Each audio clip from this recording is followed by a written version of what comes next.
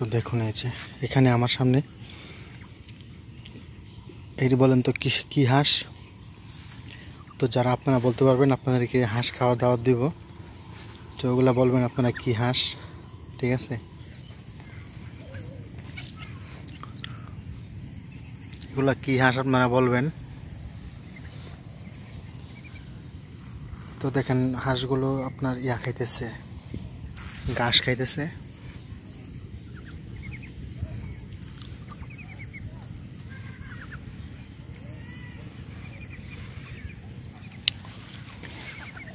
কি শোনারা, তোমরা ঘাস খাইতেছ? তো ভাই এটা হলো চীনা হাঁস।